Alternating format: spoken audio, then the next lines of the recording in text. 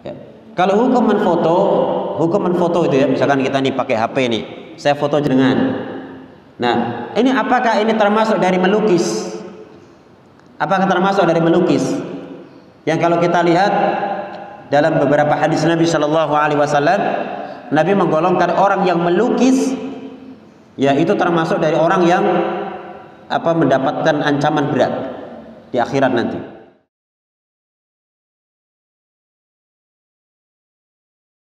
Bismillahirrahmanirrahim. Assalamualaikum warahmatullahi wabarakatuh.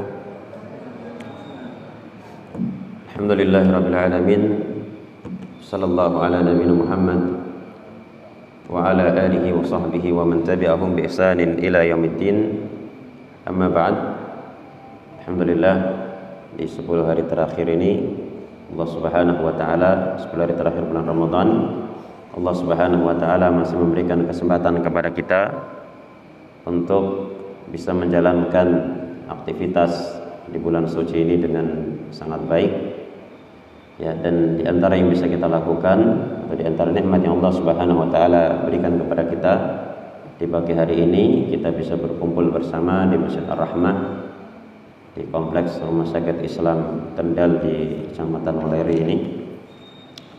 Dan sebagaimana yang diinformasikan, insyaallah kita akan membahas tafsir surat Al-Qadar, ya. Kita tidak sedang mentafsirkan jemaah, tapi kita sedang membahas tafsir atau penjelasan para ulama terkait surat Al-Qadar. Kenapa? Karena kalau saya mentafsirkan surat Al-Qadar, ya ini bukan kapasitas saya gitu loh.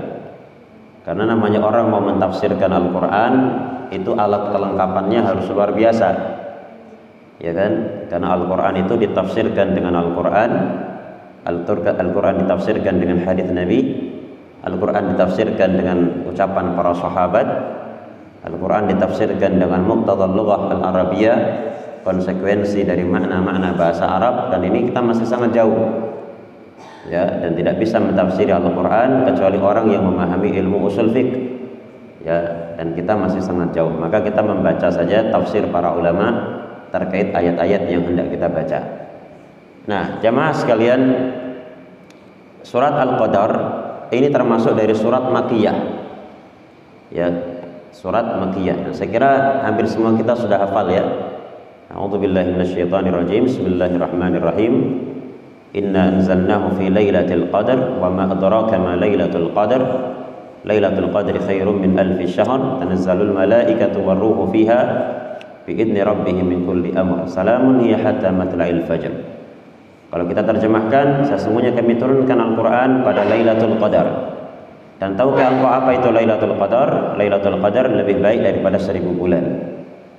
Malaikat turun, demikian pula malaikat Jibril pada Lailatul Qadar itu mengatur segala sesuatu dengan izin Rabbnya.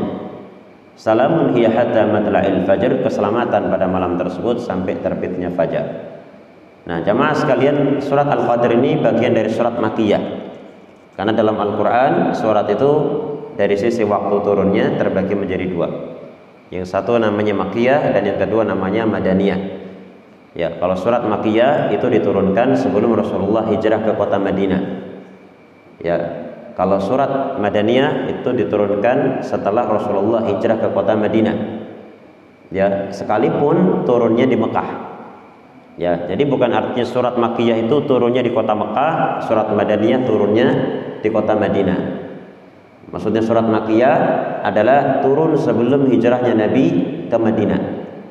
Kalau setelah hijrahnya Nabi ke Madinah namanya surat Madaniyah. Dan surat Al-Qadar bagian dari surat Makkiyah, sebagai disebutkan oleh Al-Hafidz Ibnu Katsir dalam tafsir Al-Qur'anul Azim. Kalimat inna anzalnahu fi lailatul qadar, sesungguhnya kami turunkan ia pada Lailatul Qadar. Sebenarnya kalau kita baca jamaah sekalian, di dalam surat Al-Qadar itu tidak ada kata Al-Qur'an. Sesungguhnya kami turunkan ia, bukan sesungguhnya kami turunkan Al-Qur'an. Ya, tapi kata ia, dhamirha, inna anzalnahu, itu sudah diketahui maknanya adalah Al-Qur'an. Sehingga tidak ada silang pendapat di kalangan ahli tafsir, ya, yang memaknai lain atau tidak ada silang pendapat dari ahli tafsir, semuanya sepakat bahwa kata sesungguhnya kami turunkan ia, yang dimaksudkan ia adalah Al-Quran. Sesungguhnya kami turunkan Al-Quran pada Lailatul Qadar. Lailah Al-Qadar, malam yang penuh dengan kemuliaan. Cuman kalau di masyarakat Indonesia penerjemahannya sudah rada keliru. Lailatul Qadar diterjemahkan malam Lailatul Qadar. Berarti kata malamnya terulang. Malam Lailatul Qadar, karena Lailah itu sendiri sudah malam, ya kan? Jadi kalau sebetulnya mau diterjemahkan ya malam Qadar. Nah, sekarang apa makna Qadar? Nah, Qadar itu jamaah sekalian di kalangan para ulama memiliki 3 makna. Tapi yang banyak diketahui memiliki 2 atau 3 lah gitu. 2 itu yang pertama, Qadar adalah syaraf atau kemuliaan. Oleh karena itulah kita sering menyebut malam Lailatul Qadar adalah malam kemuliaan. Karena makna Al-Qadar adalah kemuliaan. Seperti ungkapan dalam bahasa Arab, fulan zu qadrin. Fulan itu memiliki kemuliaan. Ya.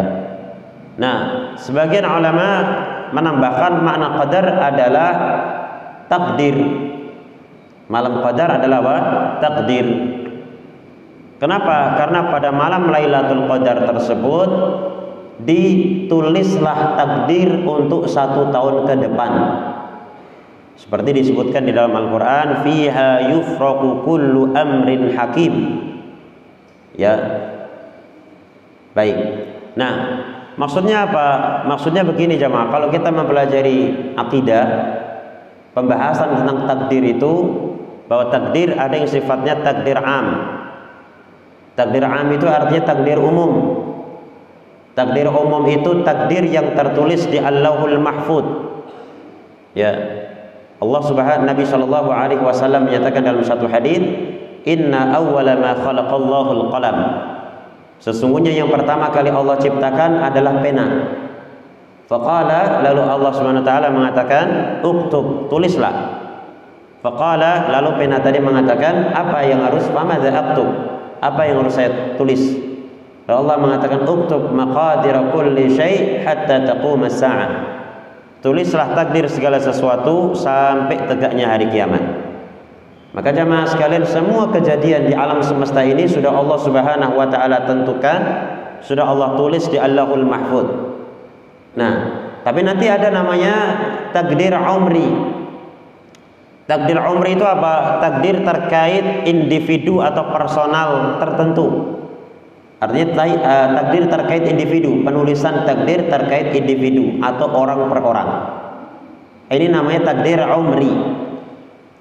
Dan ini ditulis pada saat orang tersebut berada sebagai janin di perut ibunya. Sebagaimana disebutkan di dalam hadits Nabi, inna ahadakum yujma'u khalqu fi batni ummihi 40 yawman nutfah thumma yakunu 'alaqatan mithla dhalik thumma yakunu mudghatan mithla dhalik thumma yursalu ilayhi al-malak fayanfukhu fihi ar-ruha fayu'maru bi arba'i kalimatin bi kadbi rizqihi wa 'amalihi wa ajalihi wa syaqiyyun aw sa'idun.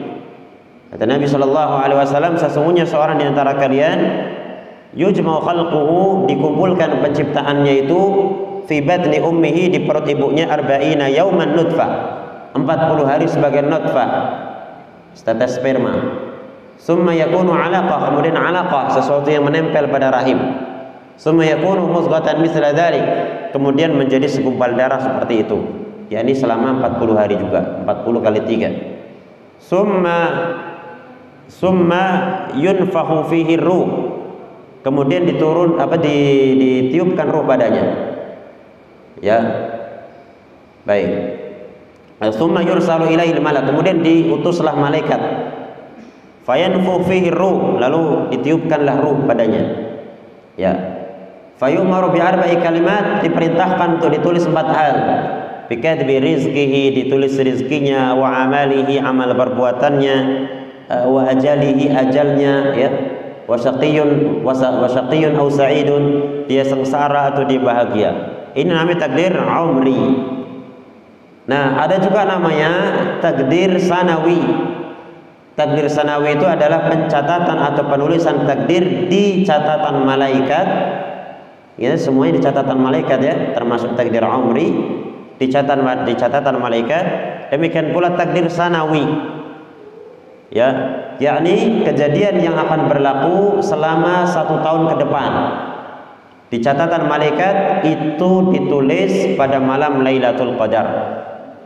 Ya, berupa penyakit, sehat, kejadian-kejadian. Nah, semuanya ini mengacu kepada catatan takdir yang ada di Allahul Mahfuz. Gitu ya. Oleh karena itulah kenapa Lailatul Qadar disebut Lailatul Qadar, dari makna malam pencatatan takdir untuk 1 tahun ke depan. Ya. Sebagian ahlul ilmi menambahkan alasan atau pemaknaan kata qadar yang ketiga bermakna sempit. Ya, jadi qadar itu bermakna sempit. Ya. Berdasarkan atau penggunaan kata qadar untuk makna sempit berdasarkan firman Allah, "Faman qudira 'alaihi rizquhu falyunfiq mimma ataahu Allah." Dan siapa yang disempitkan, kata faman qudira, dan siapa yang disempitkan rizkinya, maka hendaknya dia berinfak sesuai dengan apa yang Allah Ta'ala rizkikan kepadanya. Kenapa malam Lailatul Qadar disebut malam yang sempit? Karena pada malam tersebut malaikat banyak yang turun. Bahkan disebutkan dalam sebuah hadis bahwa jumlah malaikat itu lebih banyak, aksar min adadil hasa, daripada jumlah kerikil-kerikil yang ada di bumi. Maka karena banyaknya malaikat di bumi menjadikan bumi itu apa? Sempit. Maka kata al-qadar sebagian memaknakan dengan kata sempit, malam yang sempit, dan tidak masalah untuk mempergunakan 3 alasan tersebut untuk memaknai kata al-qadar. Ya. Baik, selanjutnya kami turunkan Al-Qur'an pada Lailatul Qadar. Apa yang dimaksudkan kami turunkan Al-Qur'an pada Lailatul Qadar? Ya, ini mohon maaf sebelum saya kalau ada subuh puasa itu ada serangan sebentar.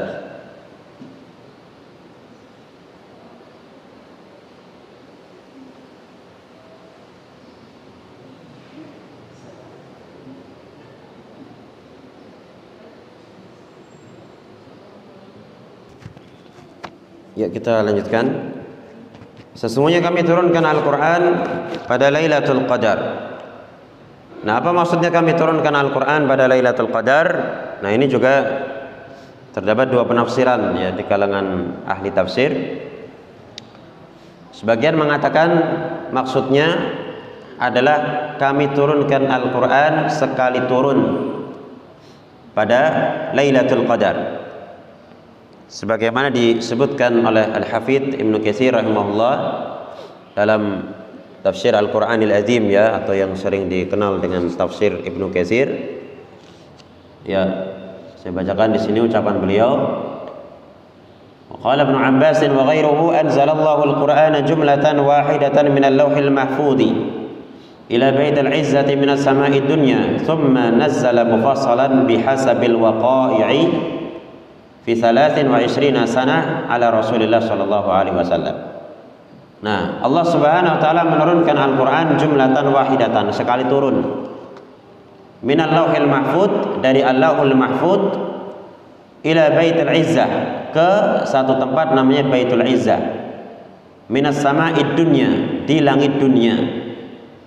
Ya, summa nazzala mufassalan, kemudian turun berangsur-angsur bi hasabil waqa'i, sesuai dengan kejadian-kejadian, fi 23 sana, selama 23 tahun kepada Rasulullah sallallahu alaihi wasallam.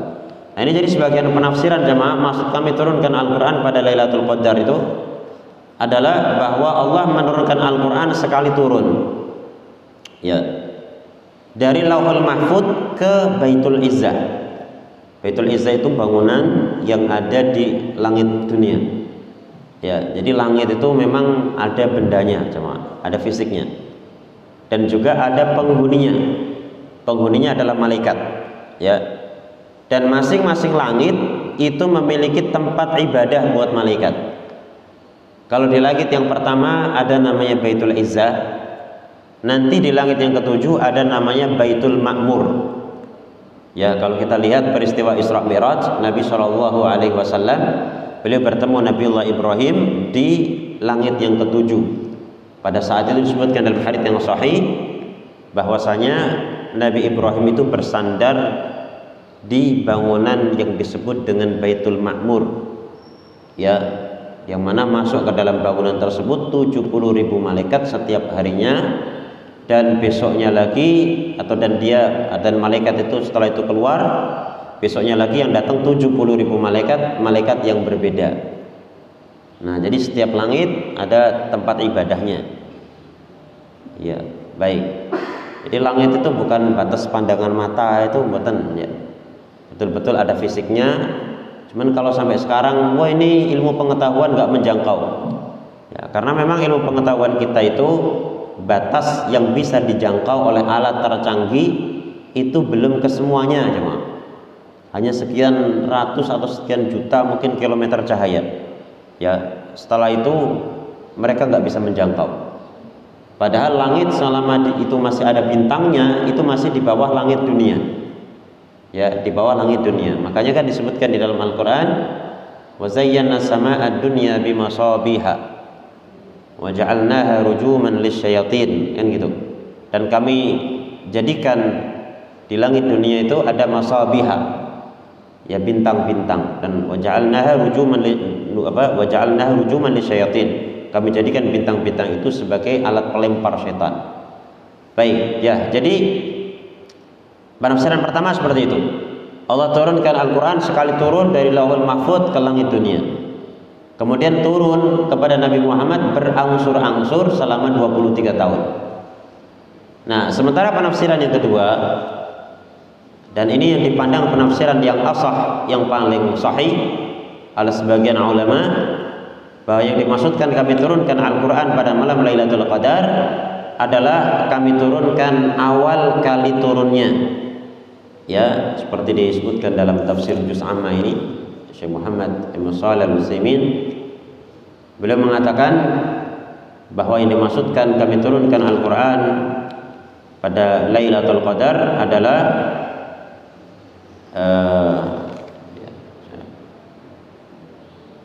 jadi kami turunkan awal kali turunnya. Ya, coba saya bacakan teksnya biar mantap. Ya, seperti ini, ya, as-sahih anna ma'naha ibtada'na inzalahu fi lailatul qadar. Ya, maksudnya ibtada'na inzalahu, kami memulai menurunkan Al-Quran pada malam Lailatul Qadar. Dan ini jamaah sekalian, kalau kita analisa, Al-Quran pertama kali turun pada malam Lailatul Qadar. Dan kapan Lailatul Qadar itu? Kebanyakan ulama menyebutkan bahwa Lailatul Qadar terjadi di 10 malam terakhir bulan Ramadan yang ganjil. Sebagaimana disebutkan dalam hadis, taharrau lailatal qadri fil witri minal ashril awakhir. Carilah Lailatul Qadar pada bilangan ganjil di 10 malam terakhir. Nah, ini jelas, ya, bahwa Lailatul Qadar itu terdapat pada 10 malam terakhir yang ganjil. Ya. Nah, kalau kita bicara yang ganjil, berarti mulai tanggal berapa? 21, terus 23, 25, terus 27, terus 29, ya kan? Nah, ini 10 hari yang ganjil. Baik, oke, kita udah tahu nih bahwa Al-Quran turun pertama kali Lailatul Qadar. Ya, kemudian Al-Quran ini atau Lailatul Qadar ini 10 malam terakhir yang ganjil. Ya, nah, pertama kali Rasulullah menerima wahyu, yakni Al-Quran, itu pada hari Senin. Ya, pada hari Senin. Dan pada hari Senin pada tahun tersebut, pada hari Senin bulan Ramadan pada tahun tersebut, itu tercatat tanggal bertepatannya, ya, tercatat tanggal 7, 14, 21 dan 28. Nah, coba nih dicatat ya. Jadi hari Senin Rasulullah menerima Al-Quran pertama kali Ramadan, Lailatul Qadar. Nah, ada hadis yang menyatakan pertama kali Nabi menerima wahyu hari Senin. Berarti hari Senin pada saat apa? Lailatul Qadar bukan? Lailatul Qadar kan? Jadi pertama kali turun Al-Quran adalah Lailatul Qadar. Dalam hadis Nabi mengatakan pertama kali wahyu yang turun kepadaku Al-Quran. Tentunya ya. Datang pada hari Senin. Oke, datang pada hari Senin. Dan hari Senin pada saat itu dalam tarikh atau dalam sejarah itu tercatat tanggal 7, 14, 21, 28. Ya, sama nih. Nah, kalau gitu jamaah sekalian, pertama kali Al-Quran diturunkan tanggal pinten? Selikur, Pak. 21 ya. Kalau analisa ini 21. Baik. Dan apa itu namanya? Nabi menerima wahyu itu pertama kali hari Senin itu sebelum subuh. Mendekati subuh itu Nabi terima wahyunya. Sebagaimana disebutkan dalam kitab Raudhatul Anwar. Ya, kitab Raudhatul Anwar fi Siratin Nabil Mukhtar. Syekh Shofir Rahman Al-Mubarakfuri. Itu sebelum subuh Nabi terima wahyu. Ya, pertama kali wahyu yang diterima oleh Nabi adalah surat Al-Alaq 1 sampai 7. Ya, yang berbunyi Iqra bismi rabbikal ladzi khalaq khalaqal insana min 'alaq. Iqra wa rabbukal akram alladzi 'allama bil qalam 'allamal insana ma lam ya'lam. Sampai situ. Adapun kalla innal insana la yadha ar-ra'a ustadna yang seterusnya itu dia tidak masuk dari ayat-ayat pertama yang diturunkan kepada Nabi. Karena ayat setelahnya berbicara tentang Abu Jahal. Iya. Baik, nah jamaah sekalian, kalau kita sudah tahu bahwasanya pertama kali Al-Qur'an malam Lailatul Qadar. Lailatul Qadar di 10 malam terakhir yang ganjil dan tercatat tanggal 21. Sekarang saya ingin tanya, nuzulul Quran itu tanggal pinten? 17. Leres? Nuzul Quran itu artinya apa, Pak? Bu jemaah? Turunnya Al-Quran. Maksudnya awal kali Al-Quran diturunkan. Lagi sing bener sing pundi? Sing 17 napa 21? Ayo. Tanggal 17 niku Lailatul Qadar napa mboten? Mboten toh? Ya. Berarti kira-kira nuzulul Quran niku tanggal 21 napa tanggal 17? 21 nomor 17. Lah makanya jenengan tanggal tetiang pripun? Ya, tanggal 21. Ya, tanggal 21. Ini analisa yang paling mendekati kepada data yang otentik. Ya, tentu yang mereka yang mengatakan tanggal 17 ada analisa yang lainnya. Tapi dari sisi pendekatan-pendekatan tadi paling jelas adalah malam 21. Ya, malam 21, malam Senin. Baik, selesai ini membahas inna anzalnahu fi lailatul qadar. Apa makna kami turunkan Al-Qur'an pada Lailatul Qadar? Kemudian wa ma adraka ma Lailatul Qadar. Dan tahukah engkau, kalau kita terjemahkan letterlah wa ma adraka ma Lailatul Qadar. Dan tahukah engkau apa itu Lailatul Qadar? Tahukah engkau apa Lailatul Qadar? Jamaah sekalian, ayat ini bukan artinya Allah bertanya kepada kita tentang apakah Anda tahu Lailatul Qadar. Seperti kita tanya, Pak, jenengan ngerti mboten sih Lailatul Qadar? Tidak hanya sekedar pertanyaan jamaah. Walaupun dia menggunakan sigat atau bentuk pertanyaan. Wa ma itu dalam bahasa Arab namanya ma istifhamiyah, ma yang dipakai untuk bertanya. Tapi gaya bahasa semacam ini digunakan di dalam Al-Quran untuk memberikan informasi besarnya, istimewanya, pentingnya sesuatu yang ditanyakan.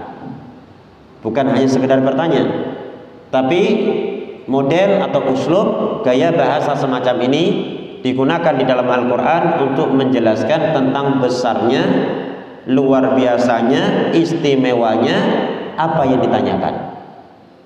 Ya. Sehingga ketika dikatakan wa ma adraka ma Lailatul Qadar, tahukah engkau apa itu Lailatul Qadar? Ini sebetulnya Allah sedang berbicara kepada kita, ya, memberitahu kita bahwa Lailatul Qadar itu luar biasa, besar dan istimewa. Bukan sesuatu hal yang remeh, sesuatu hal yang kecil, bukan, tapi sesuatu hal yang luar biasa. Di antara model penggunaan uslub atau gaya bahasa ini Allah Subhanahu wa taala gunakan untuk menyebut ayat yang lain tentang kisah atau tentang masalah hari kiamat. Wa ma adraka ma yaumuddin. Summa ma adraka ma yaumuddin. Coba jamaah semua pakai kata adraka. Ya.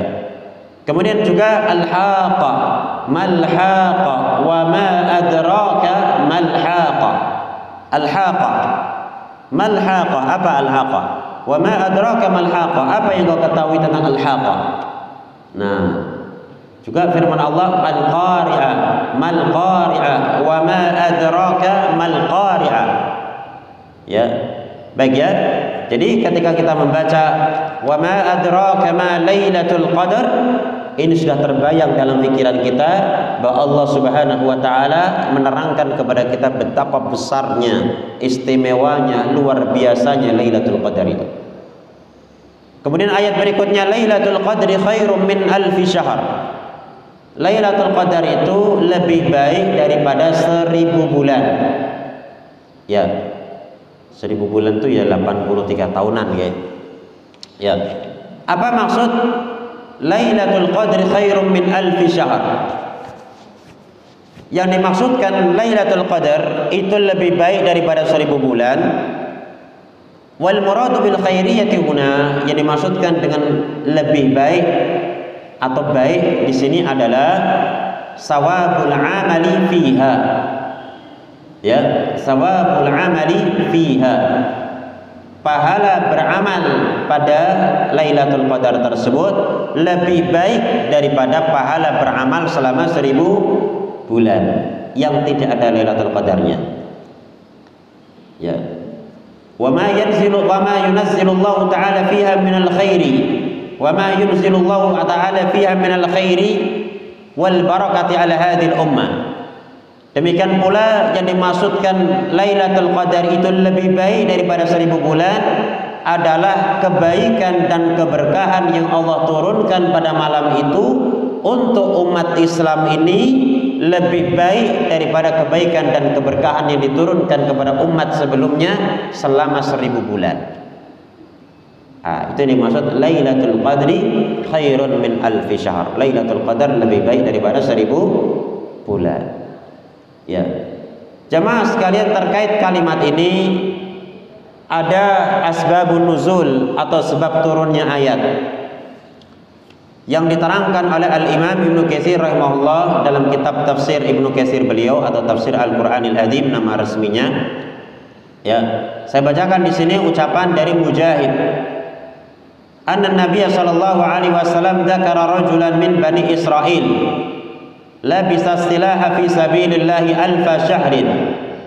Qala fa'ajiba al-muslimuna min dhalik. Qala fa'anzalallahu azza wa jalla inna anzalnahu fi lailatul qadar sampai lailatul qadr khairum min alfi syahr. Allati labisa dhalika ar-rajulu silaha fi sabilillahi alfa syahrin. Nah, Nabi sallallahu alaihi wasallam menyebutkan ada satu orang dari Bani Israel yang dia itu memegang senjata di jalan Allah selama 1000 bulan. Ya, yang dimaksudkan memegang senjata di sini perang di jalan Allah. Tapi perangnya perang syar'i, jihad syar'i.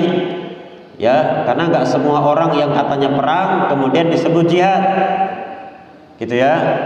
Ya, seperti misalkan orang yang suka ngebom sana sini, ya itu nggak bisa mereka dikatakan sebagai jihad. Ada fikihnya, ya, dan saat ini karena waktu nggak bisa kita melebar ke arah situ, ya. Baik, kita baca saja ya.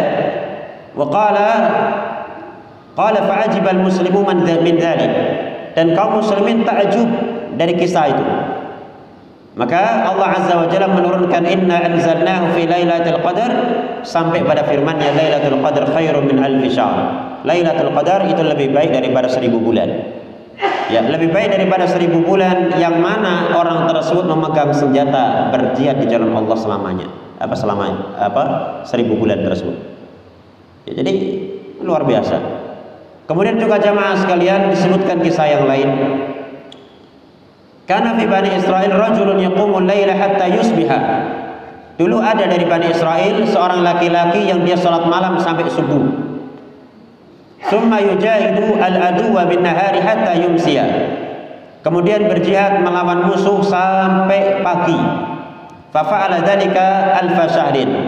Dia melakukan hal itu selama 1000 bulan. Ya, salat malam jamaah dari sholat malam hatta yusbih sampai pagi. Ya, kemudian nanti pada waktu paginya dia atau pada waktu siang harinya dia berjihad sampai sore. 1000 bulan jemaah, 83 tahun. Nah, yang seperti ini jemaah sekalian membuat takjub para sahabat. Maka Allah menurunkan ayat Lailatul Qadri khairum min alfi syahr. Lailatul Qadar lebih baik daripada 1000 bulan. Maka faqiyamu tilkal lailati khairun min amali dzalikar rajuli. Menghidupkan malam Lailatul Qadar itu lebih baik daripada amalan yang dilakukan orang tadi. Apa amalannya jemaah? Salat malam sampai pagi, perang siangnya? Perang terus membela agama Allah. Jadi kalau kita ngamal Lailatul Qadar, hidupin Lailatul Qadar, itu lebih baik daripada apa yang dilakukan orang tadi. Baik, ya. Kemudian juga ada kisah yang lain yang melatar belakangi turunnya ayat ini. Rasulullah Shallallahu Alaihi Wasallam suatu ketika menyebutkan tentang 4 orang dari Bani Israel. Abadullah samanina aman, mereka ibadah kepada Allah 80 tahun. Lam ya'suhu tarfata ainin, tidak durhaka kepada Allah tarfata ain walaupun sekejap mata. Fadzakar Ayyub wa Zakaria wa Hiraqla ibn al-Ajuz wa Yusha ibn Nun. Disebutkan nama-nama Nabi Ayyub, Nabi Zakaria, Nabi Hiraqal, kemudian Yusha, ya. Fa'ajiba ashabu Rasulillah min dzalik. Maka para sahabat Rasulullah takjub.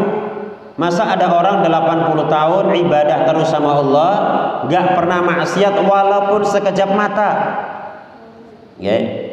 Fa'atahu Jibrilu faqala, lalu Jibril mendatangi Nabi dan berkata, "Ya Muhammad, ajibat ummatuka min ibadati haula'in nafari thamanina sana." Wahai Muhammad, umatmu takjub dari ibadah yang dilakukan oleh orang-orang tadi selama 80 tahun. Lam ya'su tarfata ain, juga tidak maksiat sama sekali walaupun sekejap mata. Maka Allah turunkan yang lebih baik daripada itu. Apa kata Jibril? Faqad anzalallahu khairan min dzalik. Sungguh Allah telah menurunkan yang lebih baik daripada itu. Apa?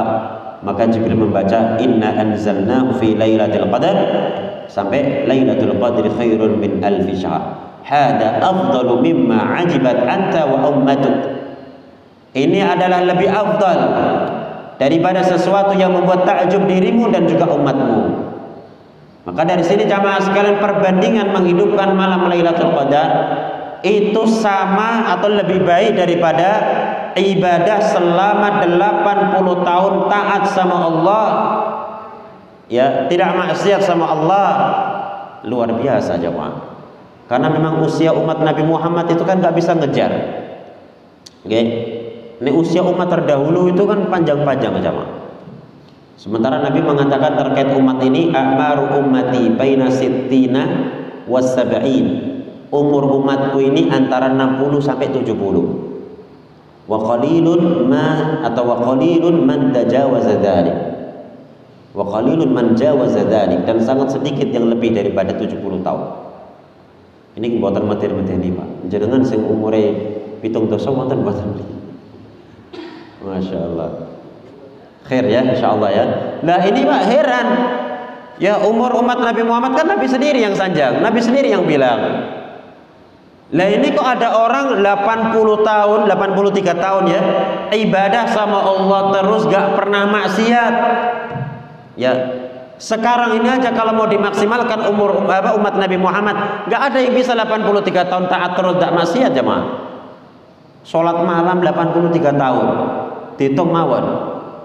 Ya, kita ini sadar atau balik ya, umur 15 Pak. Usia produktif, kuat-kuatnya ibadah niku nganti umur pinten? Nek sampun pitung dosa niku tasih kiat napa mboten? Sholat malam terus nganti Nabi itu kan nganti berdirinya kan lama itu. Ya, sholat malam sampai subuh ngadeg terus. Ya sekali-kali jagong lah. Tapi sholat niku kiat napa mboten? Lha kula sing umure tigang dosa mboten kuyat. Ya, lah maka jemaah sekalian kalau kita lihat ini sesuatu hal yang menakjubkan atau sesuatu hal yang bagi umat Nabi Muhammad sesuatu hal yang menakjubkan. Mana mungkin kita bisa mengejar 80 tahun taat sama Allah. Seandainya dimaksimalkan umur kita nggak sampai 15 sampai 70 mungkin maksimalnya. Artinya seandainya umur kita pun lebih daripada itu. Satu sisi yang lainnya, apakah mungkin untuk bisa taat terus selama waktu itu? Ya, maka rahmat Allah Subhanahu wa taala menurunkan Lailatul Qadar.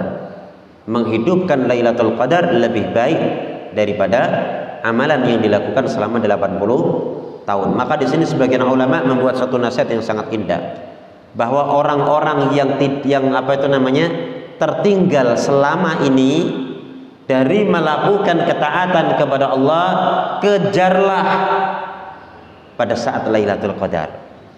Ya, kan kadang dulu itu jamaah ada yang nggak suka ibadah, sukanya jalan-jalan, traveling, ya ibadahnya angel, kelingan-kelingan ibadah, senang ngaji niku sampun sepuh.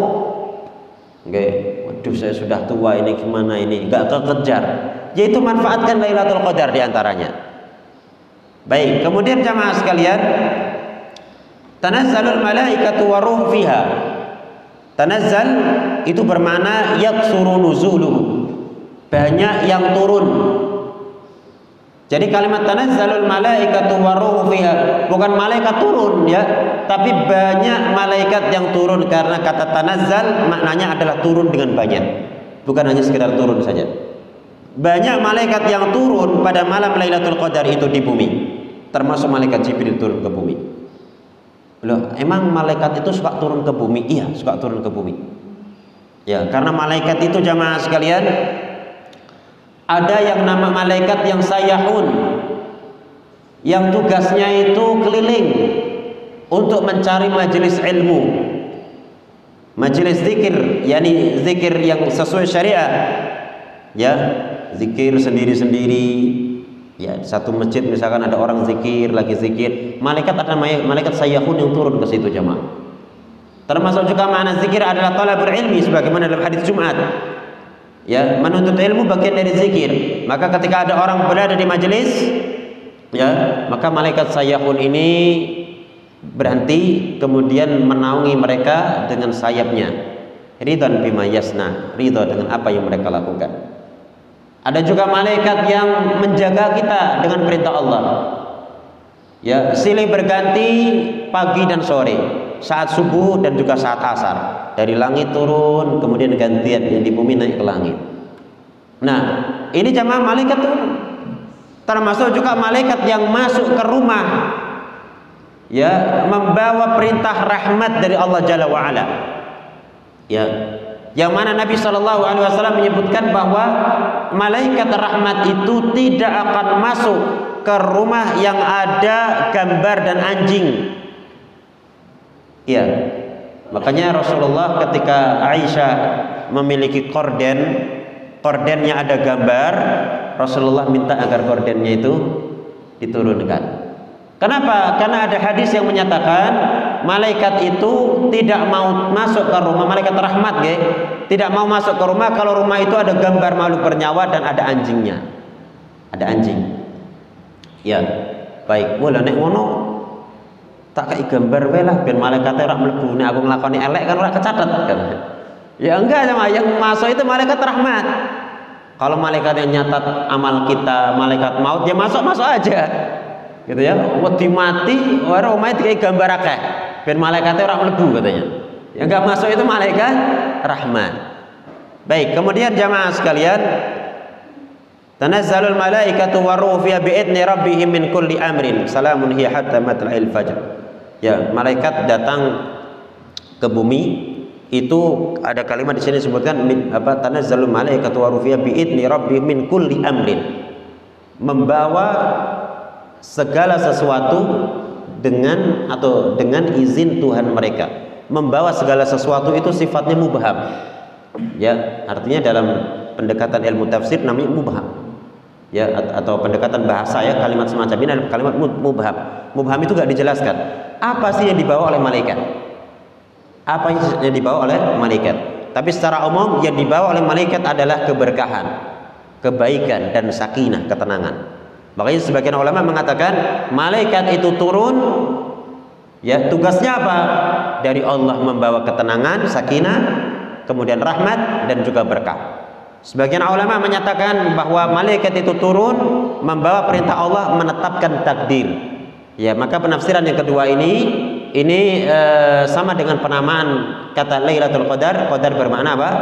Takdir. Dan penafsiran yang kedua ini dipilih oleh Al-Qur'an versi terjemahan Kementerian Agama. Nah, kemudian jamaah sekalian, salamun hiya hatta matla'il fajar. Keselamatan malam itu sampai terbitnya fajar. Ya. Apa yang dimaksudkan keselamatan pada malam itu sampai terbitnya fajar? Maksudnya lisalamati atau likasrati man salima fi hadhihi lailah minal athami wa uqubatiha. Dikarenakan pada malam itu banyak yang selamat dari dosa dan juga konsekuensi hukuman dari dosa yang dilakukan. Jadi jamaah, Ramadan itu banyak orang mudah menghindari dosa karena setannya dibelenggu. Lailatul Qadar itu lebih mudah lagi, gitu ya.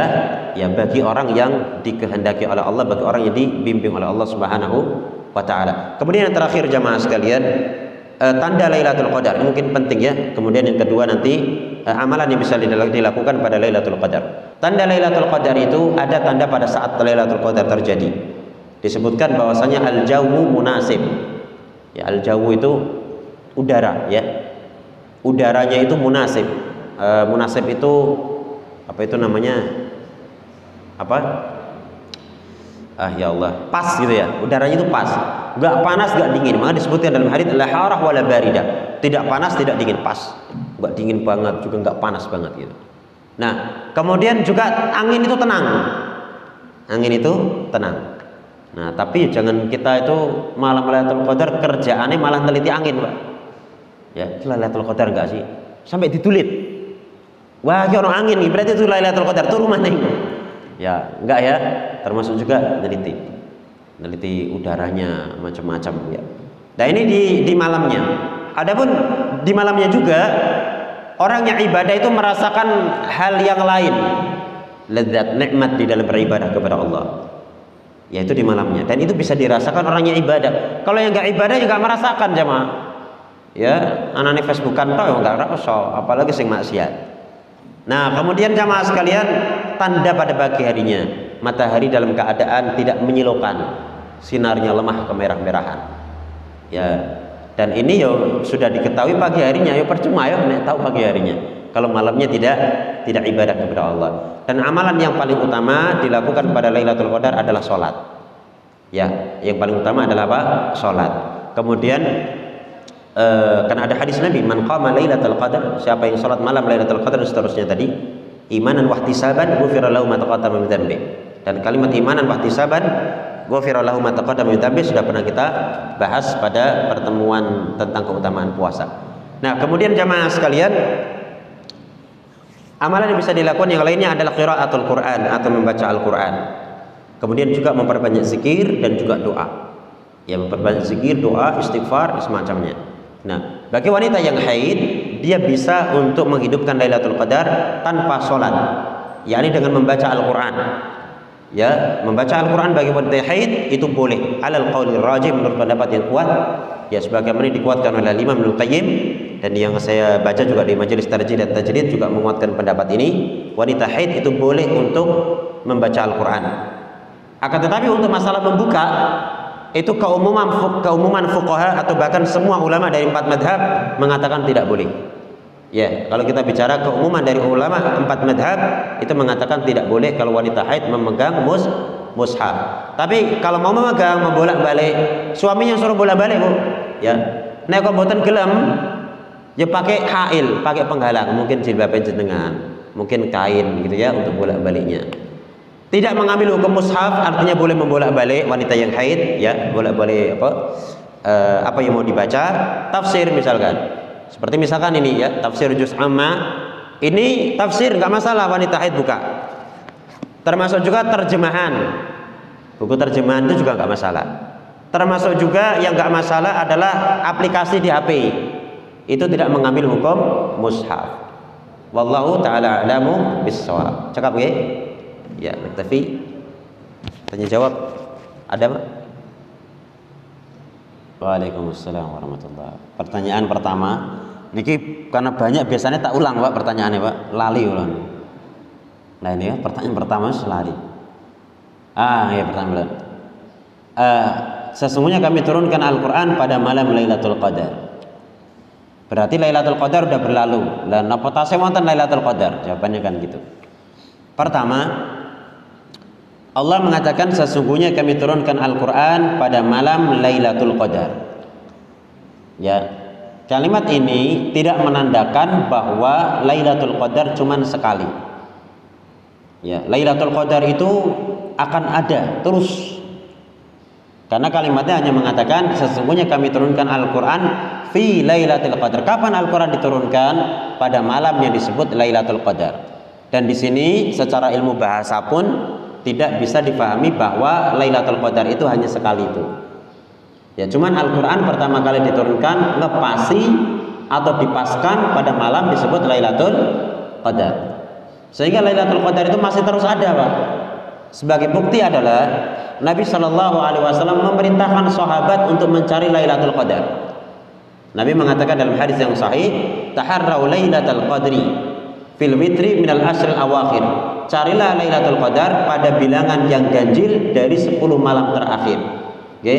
Kalau Lailatul Qadar itu sudah tidak ada, tentu Nabi tidak akan memerintahkan untuk mencari Lailatul Qadar. Diketahui bahwasanya ucapan Nabi kepada sahabat, carilah Lailatul Qadar di 10 malam terakhir yang ganjil, ini tentu jauh setelah Nabi Muhammad menerima wahyu yang pertama. Ya kan? Karena ucapan ini diucapkan pada saat Nabi sudah menjadi Nabi dan Nabi memiliki pengikut. Maka dari hadis ini jelas bahwa Lailatul Qadar itu masih terus ada.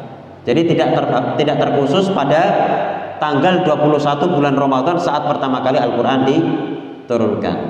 Ya, ini pertanyaan yang pertama. Pertanyaan yang kedua, bukankah takdir itu sudah ditulis oleh Allah 50 tahun, bukan 50 tahun, tapi 50.000 tahun sebelum Allah menciptakan langit dan bumi? Ya, tapi kenapa ditulis ulang pada saat malam Lailatul Qadar untuk takdir tahunannya? Apakah ini artinya takdir masih bisa dirubah? Jawabannya tidak. Makanya tadi di awal kajian saya sampaikan bahwa takdir umri, takdir terkait dengan umur seseorang, ataupun takdir sanawi itu mengikuti takdir yang ada di Allahul Mahfud. Dan takdir yang ada di Allahul Mahfud itu tidak ada yang mengetahui kecuali Allah. Kecuali siapa? Allah. Malaikat tidak mengetahui. Ya, malaikat itu mengetahui sesuai dengan apa yang ada di catatan mereka. Makanya seperti Al-Imam Ibnu Hajar Al-Asqalani dalam kitab Fathul Bari ketika menjelaskan tentang la yuraddul qada illa doa, tidak ada yang bisa untuk menolak takdir kecuali doa. Beliau menjelaskan bahwa maknanya adalah ya, takdir itu ada takdir yang tertulis di Allahul Mahfud yang diketahui hanya oleh Allah Subhanahu wa taala dan tidak bisa dirubah. Dan ada takdir yang ada di catatan malaikat. Jadi takdir yang bisa berubah itu adalah takdir yang ada di catatan malaikat. Ya. Nah, seperti misalkan di catatan malaikat itu tertulis ya bahwasanya si A ini nasibnya seperti ini. Ya. Tapi di Lauhul Mahfud itu tertulis bahwasanya si A itu nasib seperti itu, tapi dia akan berdoa. Dia akan berdoa sehingga nasibnya berubah. Doa orang tersebut kata ulama itu juga sudah ditakdirkan, cuman malaikat tidak tahu. Malaikat taunya ya nasib dia kayak gitu, gitu kayak nasib dia kayak gitu. Misalkan nasibnya celaka, nasib dia celaka, malaikat taunya nasibnya celaka. Ya, kan ada hadis mengatakan tidak ada yang bisa menolak takdir kecuali doa. Lah gimana maksudnya? Apakah takdir itu bisa dirubah? Ya kan? Kan gitu. Takdir itu bisa dirubah dengan doa. Jawabannya jamaah, takdir yang di Lauhul Mahfuz tidak bisa dirubah. Yang bisa dirubah adalah takdir yang ada di catatan malaikat. Malaikat hanya tahu apa yang ada di catatan dia. Orang ini nasibnya celaka, ya. Tapi di Lauhul Mahfuz tertulis dia celaka, tapi tahu tanggal sekian dia berdoa sehingga dia tidak jadi celaka. Nah, pada saat terjadi kejadian yang semestinya dia celaka, dia berdoa kepada Allah. Sehingga catatan yang tertulis di malaikat ini berubah, jemaah. Berubah. Seperti itu penjelasan ulama, seperti diterangkan oleh Imam Ibnu Hajar Al-Asqalani dalam Fathul Bari Syarah Sahih Bukhari. Nah, kemudian juga seperti misalkan hadis tentang silaturahmi. Ya. Man ahabba ayunsa fi umurihi, ya, man ahabba ayubsata fi rizqihi wa yunsa fi athari falyasil rahimah. Siapa yang senang rezekinya dilapangkan dan dipanjangkan umurnya, maka hendaknya dia silaturahmi. Wah, maksudnya gimana ini? Apakah artinya bukankah umur itu terkait dengan takdir, nggak bisa dipanjangin, nggak bisa dikurangi? Nah, tapi ada hadis seperti itu. Sepanjang semuanya sahih, semua bisa kita gunakan.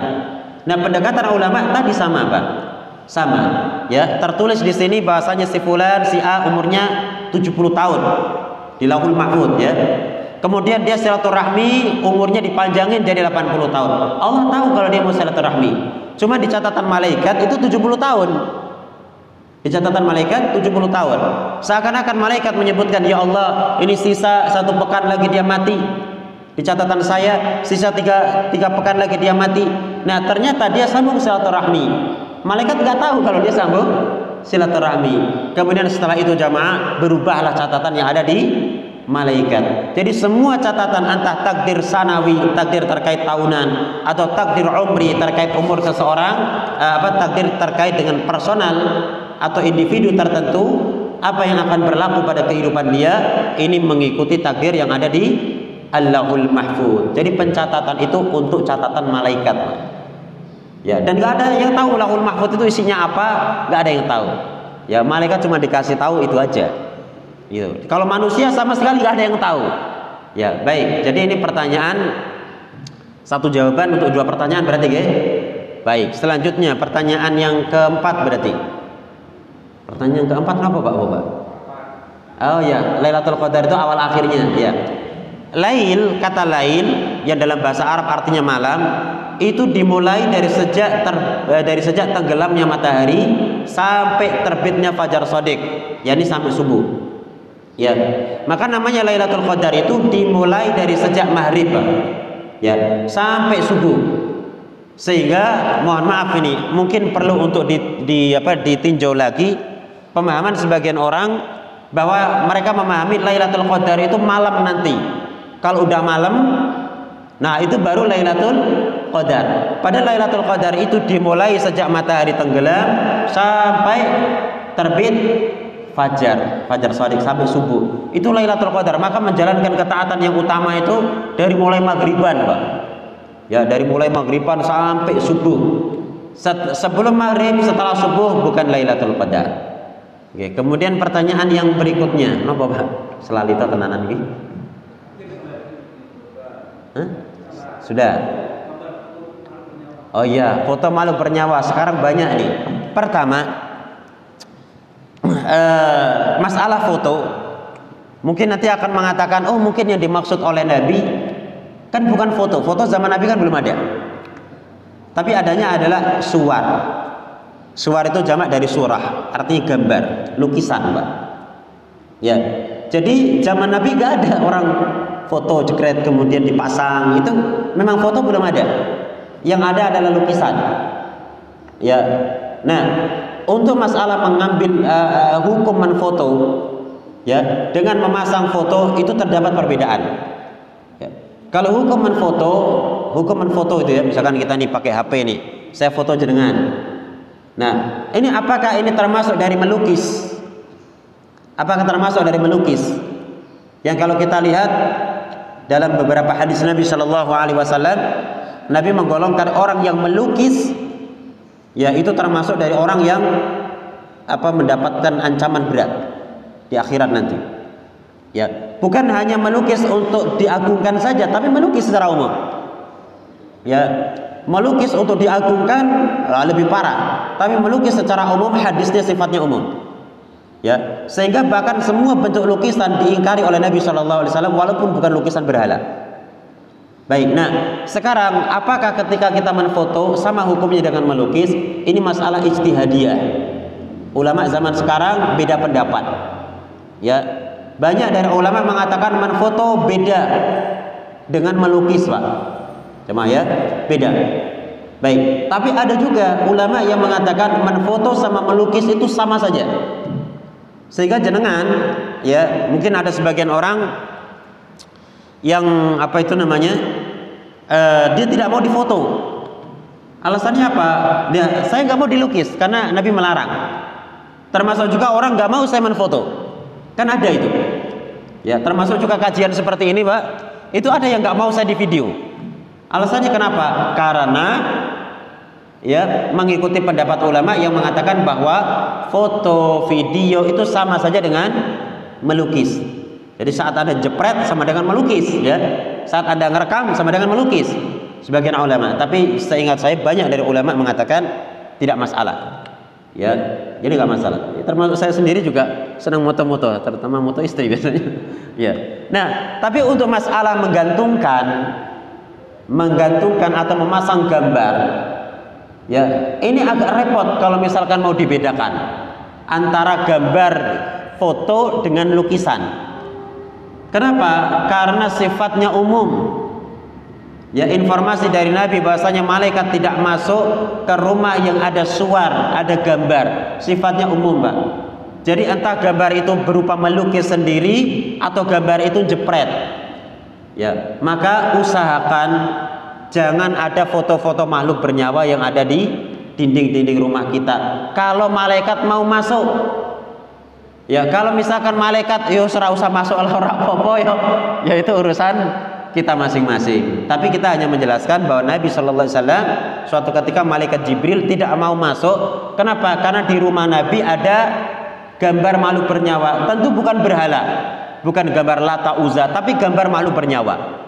Kalau saya tidak salah ingat gambar apa itu di kordennya Aisyah. Ya, kecuali gambar yang dihinakan, diinjak. Ya, diinjak. Misalkan gambar kaset nama keset ya, gambar keset itu gambar yang dihinakan. Baik ya. Lah terus solusinya gimana? Ono ringso ya ono gambare. Kan terus apa lagi ya ono gambar, sabun ono gambare. Nah, solusinya tidak dianggap makhluk bernyawa kalau tidak ada kepalanya, Pak. Ya, tidak dianggap makhluk bernyawa kalau mukanya nggak ada hidungnya. Ada nggak ada makhluk bernyawa tapi nggak ada hidungnya? Nggak ada, namanya makhluk mati. Ya, sehingga di masa ini banyak dari para ulama mereka memberikan rukhsah atau keringanan. Gambar-gambar itu bisa digambar tapi tanpa ada mukanya. Ya, makanya kalau jenengan gadah rinso, gadah apalagi mohon maaf ya, yang misalkan gambarnya itu iklannya itu terbuka auratnya itu, Pak. Lagi ya luwe-luwe maning malaikat tidak masuk. Nah, itu dicorek, Pak. Mukanya dicorek. Ya, plus kalau itu kelihatan auratnya itu diorek-orek juga itu.